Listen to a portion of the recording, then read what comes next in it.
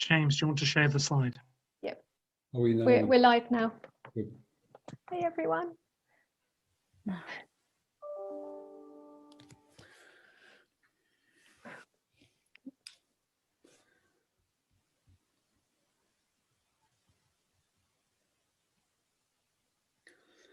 So, welcome everyone. I'll just leave it a minute to allow participants to arrive. I see everyone is flooding in.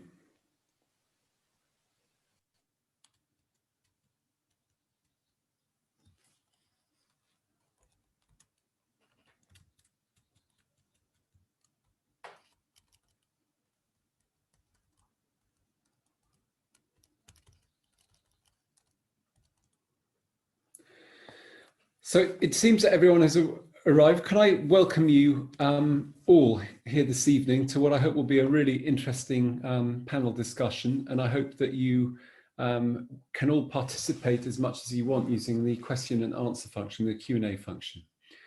This is an annual food agenda event. This is hosted by Cambridge Global Food Security Interdisciplinary Research Centre, and it's part of a series of food for thought panel events. So you in the audience, your microphones and cameras are off and will remain so throughout as a default setting. So you won't be able to speak or be heard. The event is being recorded. Audience members are welcome to use the question and answer function, the Q&A function throughout the event to put any questions to the panel as they come up. You don't have to wait till the end till the question function. What we're going to do is I'm going to ask each of the four panelists to introduce themselves very briefly. And then the four speakers will then talk for 4 to 5 minutes, and then after that we will have the opportunity to ask them any questions. So I'm going to run through all of the four speakers one by one and ask them all to introduce themselves, and I'll do it in the order that that they're going to speak in. And can I start by asking Phil Baines to introduce himself? Hello, yes, so my name's Phil Baines, and let me just bring up my information here. My brief background is that I graduated from the Reading University in 1992 and then joined a private welfare company called Camback Research as a research scientist, and with work looking at different group housing conditions and recommendations to the Ministry of Agriculture and the Meat and Livestock Commission. The work was suitably scientific for me to register externally with the Royal Veterinary College, where I got my PhD. In '97, I became a commercial pig nutritionist working internationally. And in 2010, I set my own business up, looking after nutritional requirements of primarily UK pig producers, though I do work around the world, including China, Spain, and Canada. Work closely with the majority of the UK's pig vets, as well as with the Agriculture and Horticulture Development Board and National Pig Association. And last year I was a finalist as the Farmers Weekly Livestock Advisor of the Year, which I didn't win. So that sums me. So can I now ask Dr. Karen, I'm not going to say your surname because I know I'm going to pronounce it wrong, but I wonder whether I could ask Karen to introduce herself now. Sorry. No problem. Thank you, James. So I'm Karen Lux. I work with an NGO called Feedback, and Feedback sort of in short works for a food system that delivers nutritious food for all, but at a minimum cost to the planet. That's the idea. And what I do focus on most is feed sustainability, so issues around soya, coming from the Amazon, for example, but also issues around sustainability issues around fish meal and fish oil, for example. So that's me. Thank you. Thank you, Karen. Dr. Christian Reynolds, can you introduce yourself? Hi, thank you, James. My name is Christian Reynolds. I'm from the Centre for Food Policy at City University of London, and I work on sustainable diets and food waste. So pleasure to be talking here today.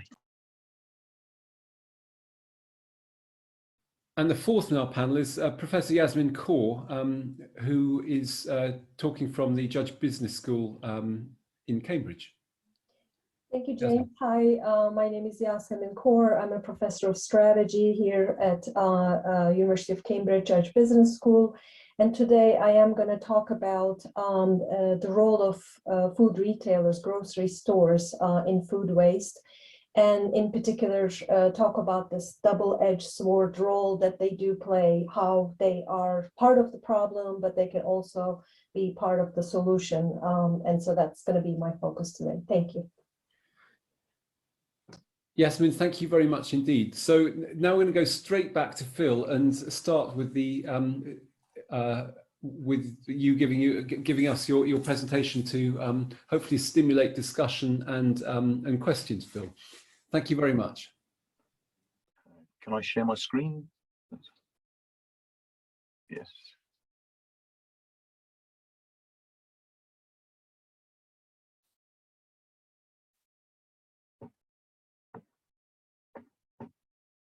Hopefully that is the correct screen. Is that right, James? So at the moment we can see your note slides. It's not on presentation mode. Yeah, that's perfect, Phil. Thank you. Wonderful. Okay. So thank you very much. Yes, this is my perspective. This is the commercial perspective, looking at it from the UK pig production. So what are we producing realistically? What is my part of the industry producing? We are producing highly digestible, tasty and nutritious protein for the human food chain.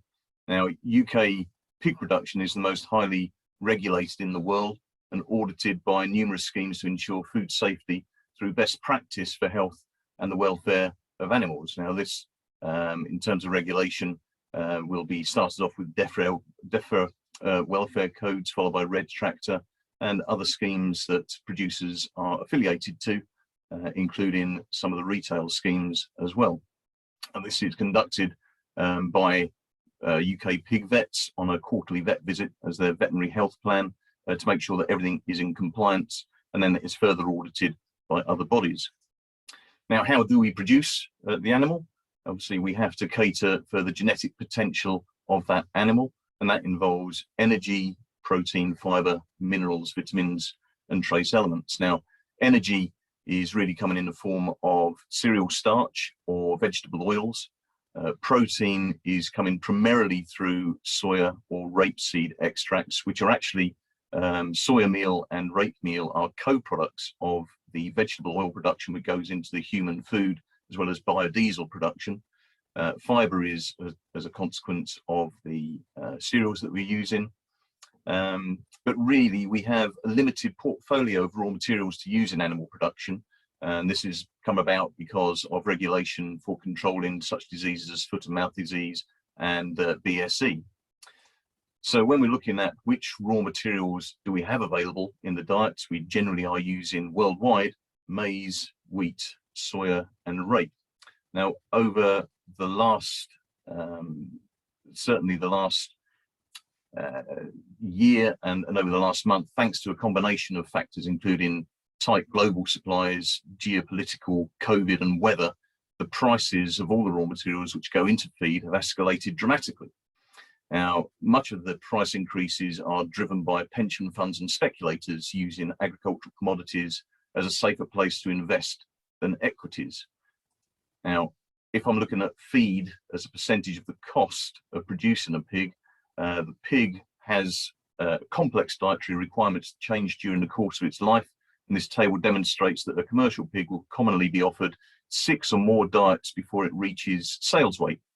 Now, if I take the variable and fixed costs, including labour, buildings, veterinary costs, utilities, straw, etc., feed contributes to 60% more of the final cost of producing a pig for sale. And this is partly, well, it's mainly down to the fact that it is a global market. Now, what we have here is the pig price, which has been happening over the last year. Now, price to the farmer is controlled by the major processors, and they are Cranswick, Pilgrim's Pride, and Carrow. And farmers are paid with a tight weight and fat constraint and are penalised for not meeting these targets. So for the last quarter, certainly, every pig producer in the country has been making a loss because of these escalating feed prices and the reduction of pig price. The pig price dropped as a consequence of COVID and China not buying pig meat from Europe. There was a glut and the entire prices collapsed. So to summarise, from a UK commercial perspective, British pig meat has the highest welfare standards in the world. It has the best regulated and monitored. It has the most stringent target set for selling, is currently losing money, and many farmers are actually stopping production. Feed contributes to the vast reduction of cost, but with British pig production falling, we will see more imports which do not meet the same standards as we have for British production, which will be worse for welfare, worse for the environmental impacts, worse for the UK economy, and that is what we need to discuss to be resolved. So that really finishes what I would like to say.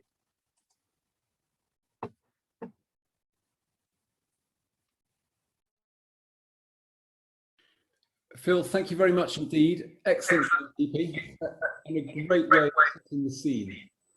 I'm now going to hand straight over to Karen to talk about her work and her angle on this. Thank you. Okay, thank you, James, and thank you, Phil. So building on that, we are on the one hand have that situation that Phil has just described, and on the other hand, we are losing an enormous amount of good nutritious or good nutrients out of the food supply chain as waste, protein and other nutrients. But there is actually, well, and the reason we are losing ever more of this good food out of the food supply chain is that we can no longer feed mixed surplus food, mixed food wastes to omnivorous livestock such as pigs. And that has come about because of various crises in the feed supply chain, but this one primarily because of the foot and mouth disease outbreak in the year 2000.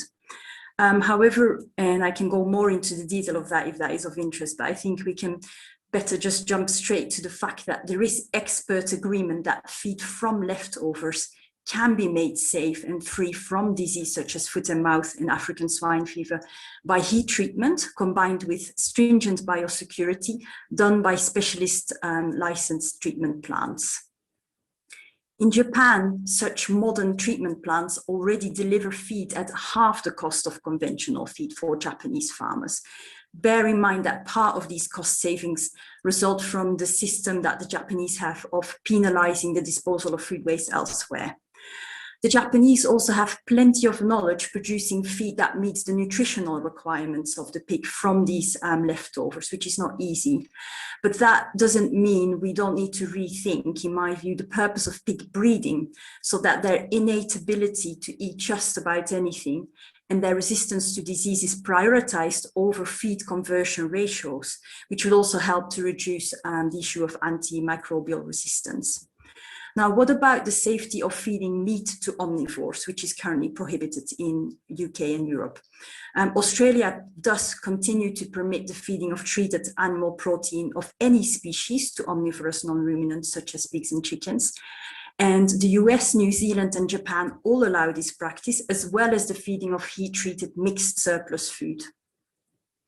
On the environmental benefits, the Food and Agriculture Organization calculated that if we were to feed surplus to pigs globally, we could achieve a saving of 31 million tons of soybeans and 20 million tons of grains on a dry matter basis. That's equivalent to 16 million hectares of land. And just to give you an idea, that would be as if England and Wales, all of it was prime arable land, and that land would be freed up if we were to return to the practice of safe feeding of leftovers. There's also clear evidence that a diet with small amounts of non-ruminant meat produced by feeding only eco-feed, and some farms in Japan do this, they feed only leftovers, not things like soya, wheat, barley, maize, fish meal. If we had a diet that only had meat fed on these leftovers, we would use less land, quite a lot less land than if we were to all have a vegan diet. But we need to be extremely cautious about avoiding locking food waste into the system. So this is Feedback's position. Food waste is not a solution to poverty. Food waste is not a way to reduce greenhouse gas emissions from energy production. Our research with Bangor University shows that preventing food waste at source achieves nine times higher emission savings than sending it to anaerobic digestion. So before feeding it to pigs, before sending it to anaerobic digestion, we need to tackle overproduction of food and challenge power imbalances in the food supply chain that currently put the brunt of the risk of climate change and market fluctuations onto the farmer. And we do need to reduce our meat consumption and production, and also eat all possible parts of the animal, be a lot less picky, nose to tail eating. If UK farms just used eco-feed, and I've done these calculations on the basis of the Japanese practice, we could produce about a quarter of current UK pig production. So to sum up, avoiding food-feed competition is crucial. We should not use arable land for feed production, nor feed human edible crops to animals. Insect farming only makes sense if we are to feed them organic waste streams that cannot be fed to other livestock or humans, and neither should fish such as herring and sardines, which are full of essential nutrients, be fed to salmon or pigs. In sum, we need a reduced number of livestock fed on leftovers instead of human edible crops, if we are to deliver nutritious food for all within planetary boundaries. Thank you. Karen, thank you very much indeed. So we've had the two really great overviews to start us off with, explaining what the problem is with pig production at the moment, explaining some of the challenges and some of the historical basis for how we use or don't reuse food. A different angle now will come from Christian Reynolds, and I'm going to hand over to you, Christian. Thank you very much for that introduction. So I know I've only got 4 minutes, so I'll get cooking straight away. Hi, as I said before, my name is Christian Reynolds. I'm from the Centre for Food Policy. I've worked in food loss and waste and healthy sustainable diets for about a decade, from Australia into Scotland and now down here. I've also helped publish the Routledge Handbook on food waste. Food loss and waste is a global problem. 1/3 of food currently doesn't reach a human stomach, and that 1/3 includes food that's fed to pigs. So it might not be a drastic thing, but we're thinking about a huge amount of food that is lost and wasted globally. Depending on the country that you're living in, there is around about 1/3 of it, depending on the geographic region, food lost and wasted. You can see this is an image from a report from back in 2007, but it's a really stark idea to show that it's across the entire food supply chain, and there's different challenges at different geographies and different countries. If you're talking here in Europe or in North America, there's a large amount, this red amount, that is within the household, but then as you go down the chain, including on farm, there are still amounts that are lost and wasted. But these are also issues that happen globally. And so this discussion today may need to be thinking both about what's happening in the UK and other food systems. Likewise, if we're thinking within the UK food chain, so this is an image from a report I did for the World Bank last year, these are 4 different commodities within the UK, and you can see that even within the UK, the amount of waste depending on the product is spread across the food system is different. And there are different drivers and reasons for this happening behind each of these different food products and waste at each different part of the supply chain. Also, as Karen said, there's different environmental impacts for each of these products and different impacts for the treatment, processing, etc. So lots of complexity here. I'll also highlight, if we're talking about pig feed at the moment in the UK, the pig feed we're talking about is going to be coming from waste in this small section here, so the 14, the 5, and possibly the 1.4 and the 2, but mainly coming from these 2 sections here, rather than the 29% down here in consumers. So when we're discussing pig-based food, feed of bread, which does not have animal protein in it, it's from those sections there. But you can see there's other parts of the food chain as well that could have it. But as Karen said, we don't want to be shifting our food waste to be just about anaerobic digestion, so just about resource recovery. We want to be a circular economy and moving food back through the system. But we also want to be focusing, as Karen also said, on reduction, because reduction is much more efficient, as you said, than doing that in terms of greenhouse gases, rebound effects, etc.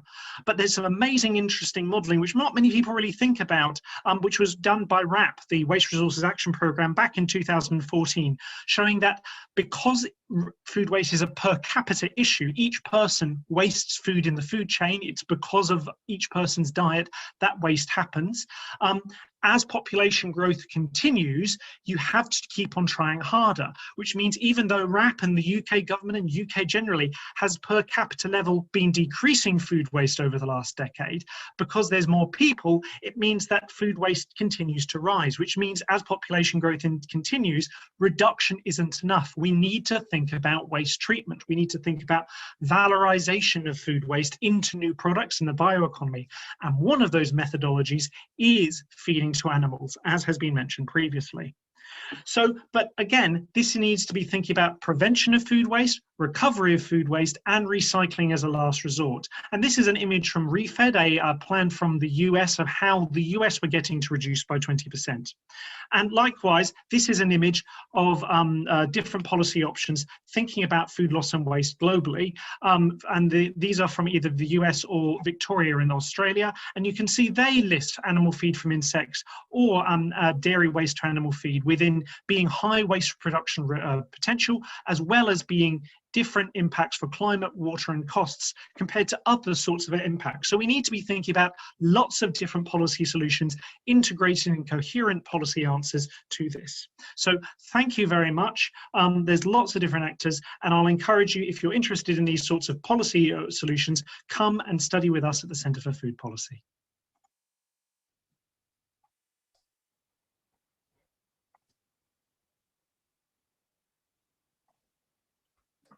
Oh, have I caught him off guard and I had a little bit extra time? Did I have more time than I thought, James? Thank you very much, Christian. That was a really great. I was struggling with my technology and window swapping. Oh, good. Well, thank you. Yasmin, I'm going to hand over to you for your 4 minutes now. Thank you very much. Okay, thank you very much. As I said earlier, at the beginning, can you see my slides, by the way? We can see them, yes. They're in note view, not rather than whole screen view, okay. But that big slide is legible. Okay, great. Okay, yeah. So I wanted to say a few words on the role of food retail, the grocery stores.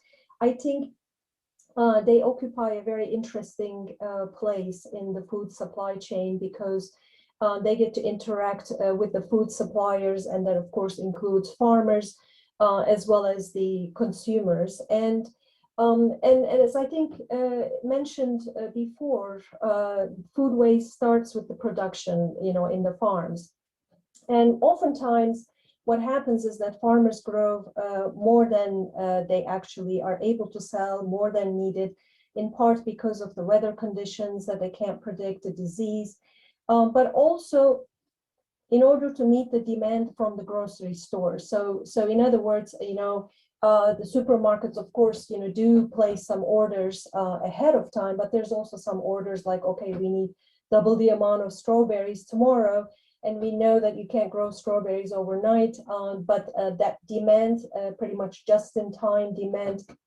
And in order to be able to meet that, farmers end up planting a lot more than they actually end up delivering. And I think part of the issue here is that what the grocery stores are trying to do is to meet the consumer demand. They do not want to miss a sale. So I think there is this sort of horrors and fear that they're going to end up with a missed sale and that the shelves are empty. And as a result of this, and it's part of it is that the consumer demand is consumers are pretty fickle, right? Whether it's the weather or what's on TV, their needs and wants can change from day to day and hour to hour and so on. And I call this a little bit of this matching problem, right? Trying to strictly match the consumer demand, which does cause this problem that cascades, in this case, upward in the system. And we do end up with this overproduction, and some of which, of course, also include, the fact that grocery stores are trying to and asking farmers to meet some of the cosmetic standards. So that's also part of this overproduction problem. And what's I think interesting here that I wanted to point out is that this isn't necessarily in the best interest of the grocery stores either, because if you think about it, they are part of this vicious cycle where they themselves overstock, and they do end up with a lot of inventory. That's kind of the part of the business model. They start with a large inventory, then they have to use discounts and promotions to turn the inventory. So the model is large inventory, high turnover, and then they end up with these rather low margins. And that's the sort of your race to the bottom type of model and strategy, and that doesn't leave enough room for the companies to differentiate. And on the consumer side, of course, with these aggressive selling techniques and promotions, consumers do buy, but oftentimes they might end up over purchasing. There's a lot of impulse purchasing involved, and they do buy things that they don't need. And that then creates this inventory problem in the households, especially with the perishables. And that is a huge problem. But at the same time, another problem, equally important problem, is that with all this cycles of promotions, consumers are also being conditioned for buying food cheap. So, food has to be something cheap, and it can be cheaper and cheaper. And so that's kind of the conditioned expectation, and that they're always chasing promotions. So I think this is the broad picture that I wanted to provide in terms of, the role of food retail. I think some of it is direct, in the sense that what doesn't get sold and discarded from the stores, but the indirect effect through the farming agriculture, and then influencing the consumers, purchasing consumption habits is much bigger than we may at first realize. So of course they can be part of the solution, and I'll talk about that in later stages of the talk. Thank you. Yasmin, thank you very much indeed. So that rounds off our 4 introductory talks. So I wonder whether I could invite all of the panelists to appear again, and then we can start trying to deal with some of the questions. So we've got a couple of questions already, and I hope that there are some more questions coming through. Please feel that they don't appear to everyone, so please feel free to ask even what you think might be a stupid question, because usually what I find is the stupid questions are the hardest ones to answer. Usually they're not stupid at all. Phil, the first question that we received was quite a complex or kind of multi-layered one. Shall I read that out and then ask you to deal with it? So, is the demand for sales of pork or sales of pork that decreases with sales of all kinds of meat, or does it fall even faster than other kinds of meat such as chicken? As the former may suggest that an increasing trend of vegetable-based diets, while the latter indicates specific concerns about market preference for pork. I suspect you're the best at least to answer this in the first place, and then others may want to comment. It's an interesting question, and I think there is going to be a trend towards more vegetable diets, and there will be a trend towards a decrease in meat consumption. I don't honestly know if there is a differential between pork or chicken in terms of reduction, but like a lot of these things, pig meat, particularly in the UK, is very seasonal. And as for the UK, we are not self-sufficient in producing certain cuts, and we overproduce other cuts. So bacon and sausages, for example, we are only about 40 or 50% self-sufficient. So we have to import the rest of the consumer demand, whereas the 5th quarter material is actually exported. As it currently stands, answering that question, I don't think that a reduction in meat overall is going to have an impact on pig production in the UK, because we are not self-sufficient. That's. Thank you very much. Does that, Christian, do you want to comment further on that? Just kind of coming in on that, and I see your point there, Phil, but I guess some of the work that I've been reading and working with, say, in the looking at different dietary survey data of the last decade, lots of generations of people have been decreasing in the long view their meat consumption over the long term. Generations from 18-year-olds through for the different age brackets for across meat.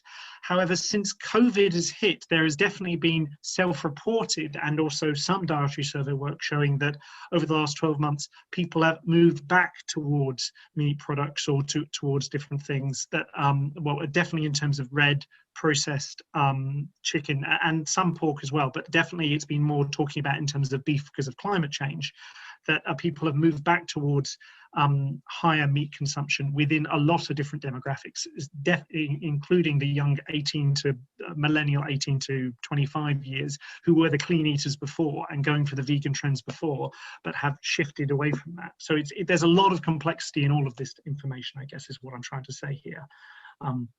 But I also agree with you in terms of the amount of imports of pork products, poultry products, and also other red or other sorts of meat in terms of import versus export and the place of the UK. So Phil, do you want to very quickly come back at that before we pass the next question on to Karen? Yeah, I wonder how much of this is actually the fact that people can't go out and they're watching more food programs. There's an awful lot of MasterChef, Great British Bake Off, there's all sorts of things, and you would tend to find that the majority, particularly within MasterChef, they are meat-based diets. And I wonder if out of boredom, people are actually trying to replicate what they're seeing on television using the products that are in front of them. Let's leave that question in the air, hanging. Karen, question for you is insect farming fed with waste a solution to battle hunger? Yeah, yeah, I've gone straight to share a slide because there's not a simple answer.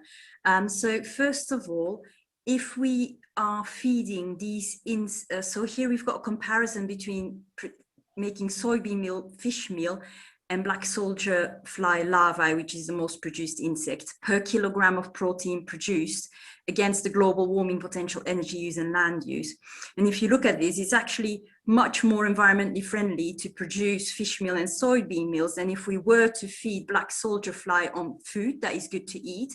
Even if we fed them on feed, so say soya and the barley and the wheat and so on, the black soldier flies still perform a lot worse, especially on energy use here, as you can see. Only if we were to feed the insects on true sort of food waste, it becomes a little bit better, but still not quite getting there, only on land use. And so the short answer is, if we ourselves are going to eat the insects directly, it's okay. If it's then fed on true unavoidable food waste. But if the insects are to become feed, so the insects are then fed to the pigs or the chickens or the salmon, then again you've lost a lot of nutrition in the food chain. So only if we eat the insects directly and they're fed on things like manure and, you know, truly unavoidable food waste, certain household food waste, all of which is currently prohibited in EU and UK legislation. So current insect production in EU is a false solution, unfortunately. Yeah. Okay, I think Christian wants to add a comment to that as well. I'm happy. Karen's done that fine. Good. Thank you, Karen. So Karen, questions come to you next. Can you further your comment regarding improving efficiency in the animal feed chain versus veganism? Yeah, I'll rephrase myself. I think maybe I could have said that clearer. So if we were to limit livestock production to only that which is possible with feed that does not compete with human food. So if you were no longer to feed pigs and chickens with soya, with wheat, with barley, with fish meal, but to feed them with true surplus and through unavoidable food waste that we can't eat as people, then our diets we ate that meat, then we would actually use less land and have a lower carbon footprint than a vegan diet, because you have things like spent brewers grains, wheat middlings, certain leftovers from animal products and so on, that and there's always going to be breads leftovers and things from the field and so on. If we let them leave the food chain, we are actually needing to go elsewhere and grow more food for the vegans. Calculations done by Wageningen University show that if we were to just produce meat using these true leftovers, we can feed about, we could meet about 1/3 of global protein needs. So that's if we average out, because obviously now in Europe we eat far much meat protein than we do in Africa, say. But if we average it out, we could meet about 1/3 of our total protein needs from these meats that were grown just using surplus food. I hope that helps. That was very helpful for me to understand it. Thank you. We've got a question now on supermarkets, and then we'll move to 3 questions, which I'm going to try and combine, relating to consumer behaviour and what consumers need. Yasmin, before we move to those 3, someone has asked, how can we as consumers encourage large supermarkets to reduce food waste as much as possible? Is that fair to ask that one to you? Yes, yes. I mean, I think that's a fantastic question. You know, what can we do, right? So to help the supermarkets, I think supermarkets have been doing a lot of things and to reduce food waste, and they have been effective, you know, to a degree. I think one example would be in link with the exacting cosmetic standards to address that issue.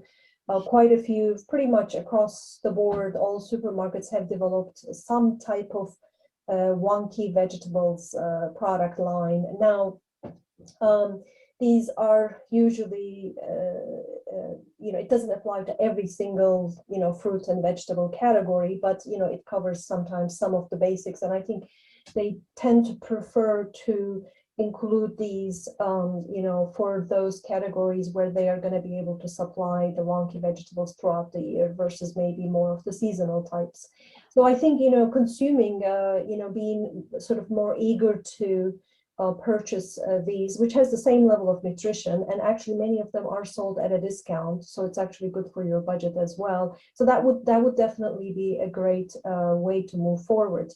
It would also be, of course, good to see supermarkets expand that. You know, I know they've sort of developed these a little bit in response to some activism. You know, we had the BBC documentaries on food waste, and that those have been very, very effective.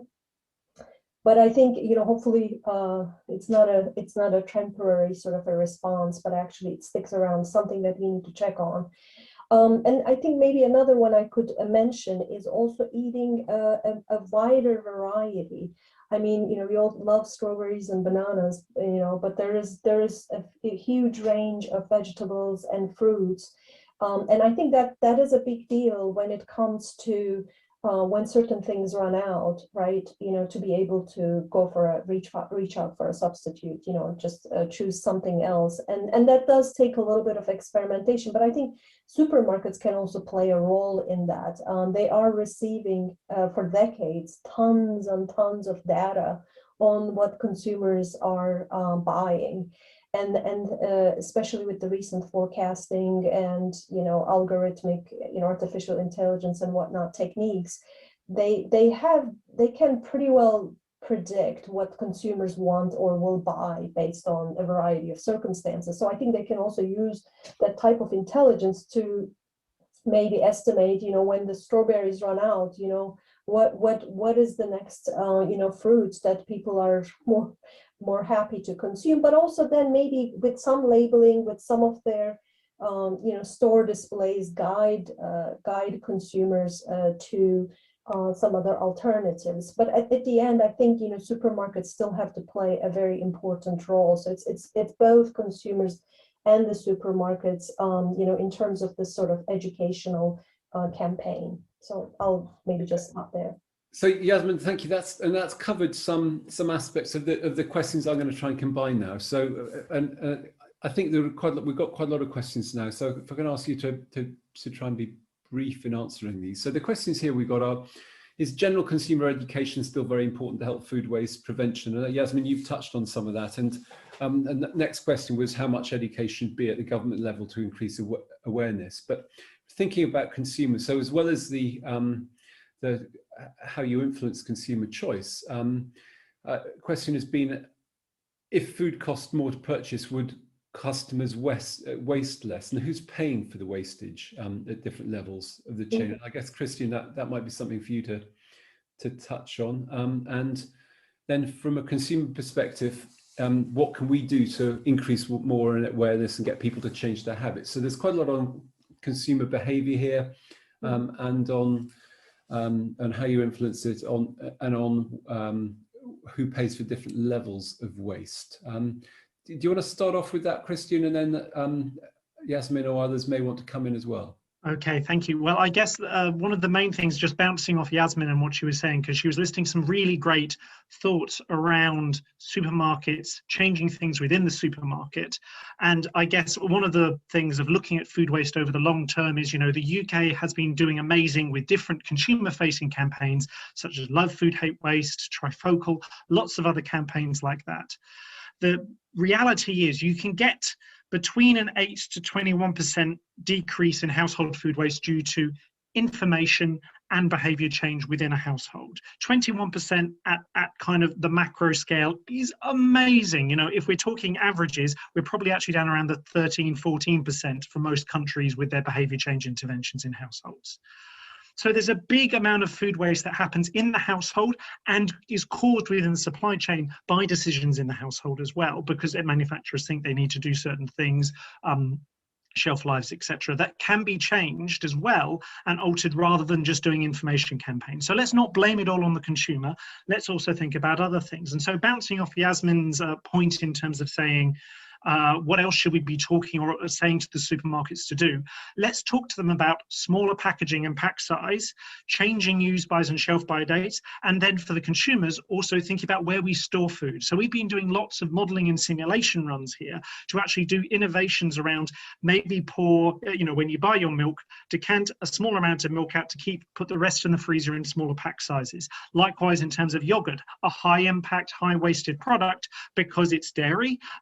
So why don't, if you're instead of buying the big bulk packs, buy individually packaged things? If you're buying it in the correct packaging, that packaging can also be recycled. So there's the circular aspects to that, because 6 individual packets, when they're not opened, will last a lot longer than one giant packet. So there's complexities there. Likewise, for instance, bread. If we're a single household, as a lot of households in the UK are, or even a couple, if you're eating the average amount of bread within the UK, you cannot get through an 800-gram loaf before it goes off. So that's in the household, let alone within the supermarket where it can actually be sent to animal feed. So we need to actually create smaller loaves of bread. They're on the shelves, but they're 36% more expensive on average. So you need to have discussions around price point as well, around all these different complexities. So if supermarkets were really keen to start nudging it, they would bring those prices down and have standard 100-gram prices and internalize those costs in other sorts of models. But those are a couple of the different solutions there. Now, I noticed that one of the different things was about maybe we just increase food prices. That is a way, but also there are dynamics here in terms of food poverty, rights to food, etc. And those are different narrative discussions. Yes, food is very, very cheap, but there is still inequality there. So these mechanisms that we're talking about here make food more affordable and reduce food loss and waste. So that's a double win there. I know I've just talked for about a minute straight, which is probably quite boring, but I'll pass back and see what others have to say. Yeah. Yes, I mean, things you want to comment on, and then we'll come to Let me. I think Christian hit fantastic points. I'll just add a couple extra points here.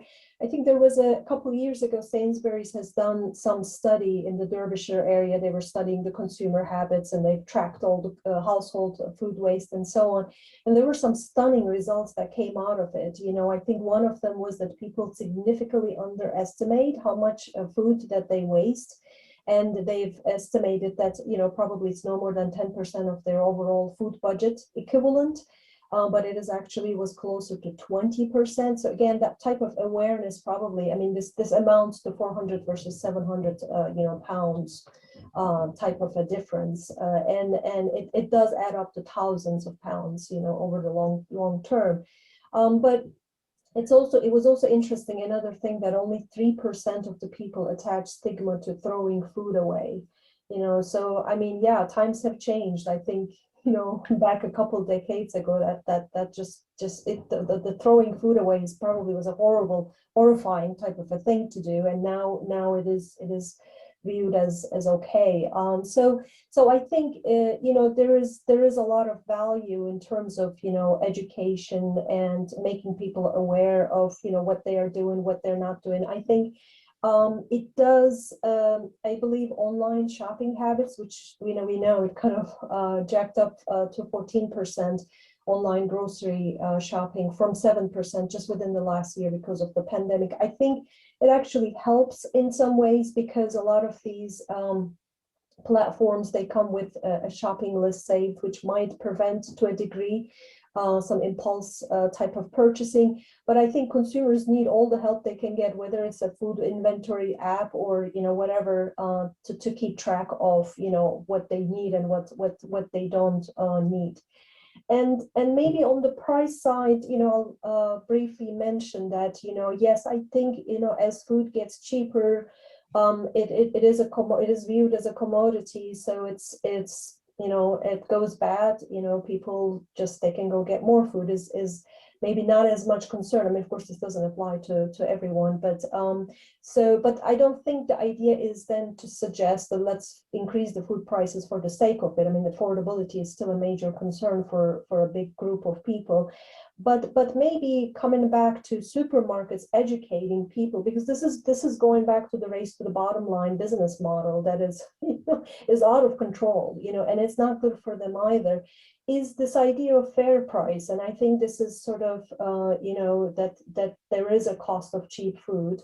And the idea is that people should be paying a fair price, so the idea that here is what it costs the farmer or to the whoever, the producer, and then here's a fair percentage profit, and perhaps there can be some it is more openness about some of these numbers. And that might actually educate the consumers that, because a lot of the consumers are very open to the idea of fair trade, and maybe a similar logic, can be applied here. Thank you. Karen, so all of you panelists, I'm going to have to encourage you to be a little bit briefer because we've got a few more questions that we want to try and cover. So I think you should frustrate yourselves by not being complete in your answers. Karen, is there something you want to add to that? Yeah, just very shortly, it's of huge importance that supermarkets start truly reporting their food waste levels. If we don't have measurements and we don't have data, we don't know what's going on. And we've been calling for that for a long time. Thank you. If I can get back to these questions now. So there are a lot of questions now about the structure of the food industry and the structure of the pig farming industry. There are a number of questions around land usage of different farming systems, which I think are going to be difficult to answer in the time that we've got available. One of the things that we had a lot of pre-panel discussions that we said we weren't going to cover completely was the issue of changing people's diets completely to non-meat-based solutions. The point is that many people for the next decades will continue to eat meat for whatever reasons, and so we're interested in trying to deal with this in as efficient a way as possible. There is so the anonymous question to you, Christian. We have many different ways of wasting around a third of our food. Is there some comment that you can add to that question, do you think? I just think there are many different reasons and different supply chain issues that happen globally. There is disconnection between consumers, as Yasmin said, it's now a commodity, but there's different fundamental reasons globally for that. So I'll leave it there to be short and let our other questions be answered. But there are definitely different social reasons globally, but also within, food waste has always happened, even if it's been unavoidable waste. Yeah.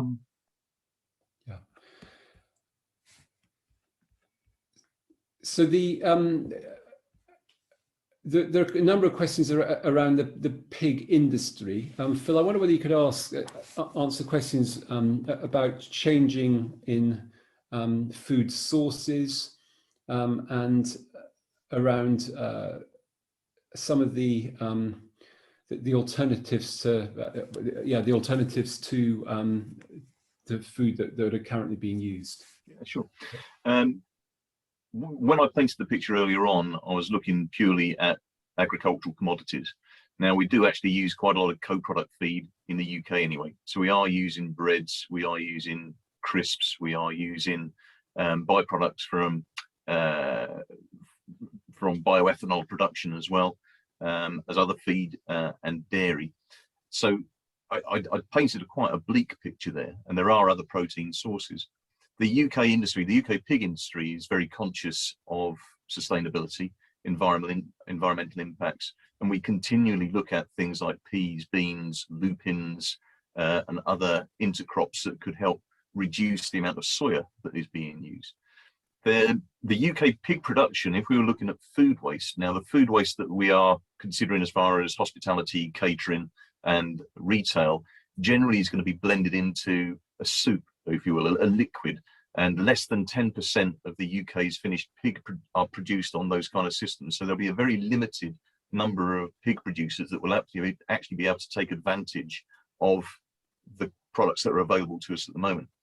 What would become more difficult is trying to dry it out and put it into compound feed, pellets, meals, and then expand it into chicken production as well.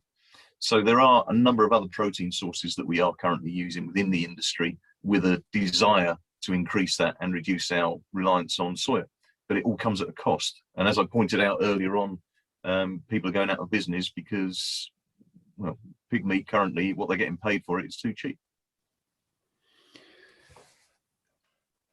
We have taken, I think, probably as many questions as we ought to if we're going to finish by the 6 o'clock, sorry, the 7 o'clock time. I was going to ask each panelist to round off with a 2-minute summary. There are a number of unanswered questions that we've not had time to deal with. I wonder whether I could ask the panelists, perhaps in reverse order this time, not least because Phil's just been speaking, to come up with a 2-minute summary of the things that perhaps that they'd like to summarize with, including any questions that haven't been fully answered yet. Yasmin, can I ask you to? Yes, yeah, I can definitely start with.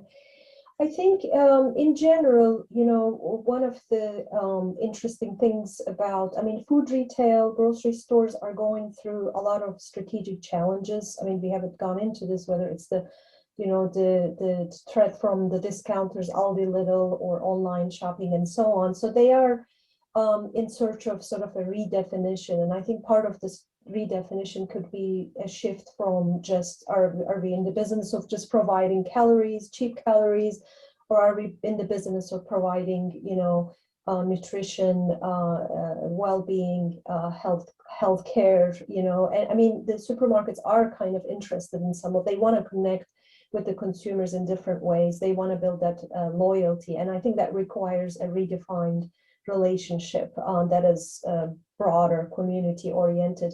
And I think they can also benefit from sort of this more partnership, relational approach with the farmers as well, hedging against this uncertainty together, right? Utilizing a lot of these forecasting techniques, technology. They are increasingly becoming technology firms, which they didn't used to be.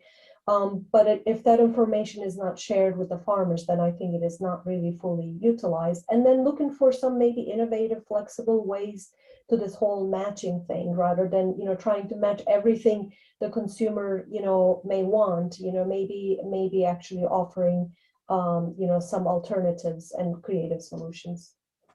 Thank you. Thank you, Professor Yasmin Kaur. Thank you very much.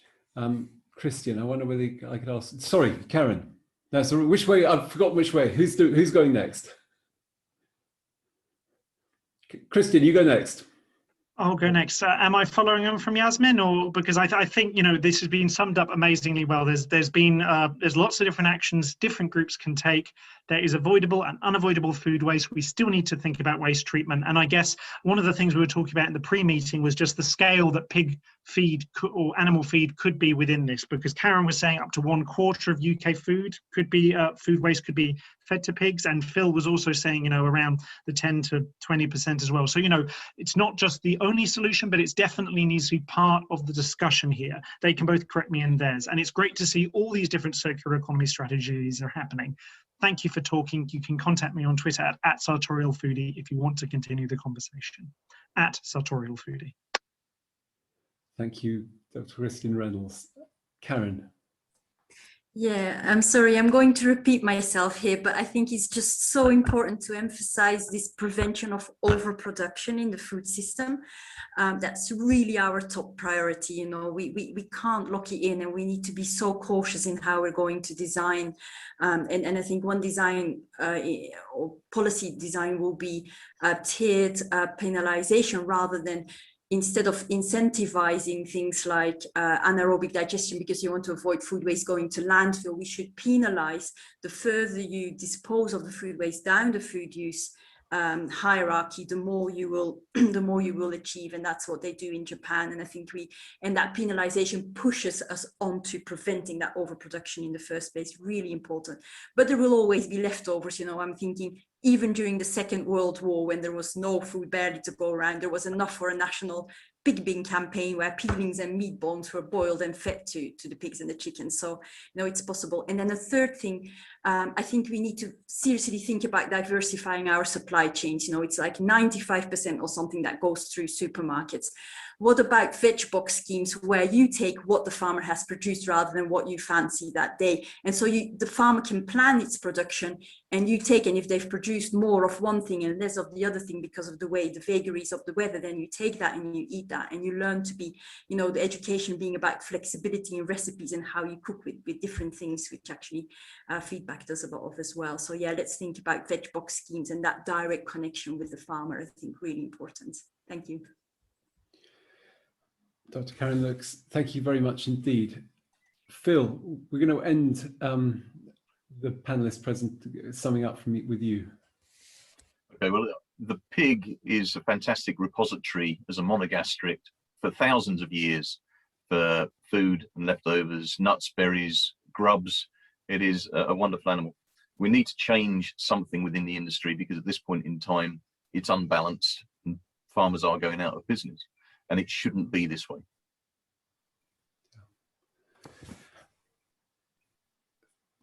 Thank you very much indeed. And I think that's a really good way to finish off. I'd like to thank a really great and engaged audience. I'd also really like to thank Abigail and Francesca, who've done a lot to organise this on behalf of Global Food Security's Interdisciplinary Research Centre. You've done a great job in pulling us together and getting the audience, making the talks accessible. This is a subject of a lot of interesting ongoing work, and it's, I mean, about the last question has been about information, more information around this. I think within the UK, we expect to see dealing with waste to be part of the national government food strategy. It's something that the nascent strategy has heard a lot about, and we hope that there will be something that is addressed specifically about that in the UK. I know that not all of you are from within the UK, and this is far bigger than just the British situation. But many of us are optimistic that far more can be done to make our food production systems more efficient and to reduce the amount of waste that is currently unacceptably falling through all of the different cracks in the system that you've heard so much about this evening in 4 really great talks. And so I'm sure, virtually speaking, you can all join with me in thanking our 4 panelists for such a great way, a great set of talks and a really engaging discussion. Thank you very much indeed. And I think that's pretty much 7 o'clock now. Francesca, is there anything else that I need to add as part of us summing up? Just that the recording will be on our website, and I will also post on the website the names, the Twitter names of the panelists. So if anyone would like to engage with the panelists, please do. And please also join our next panel talk on plastic in the food chain. That was a bit I forgot. Francesca, thank you very much indeed, and thank you all to the panelists. And thank you, James, for chairing the whole session. Thank you very much. It's a pleasure. Thank you all, and that's it then. Thank you. Thank you, everyone. Bye-bye.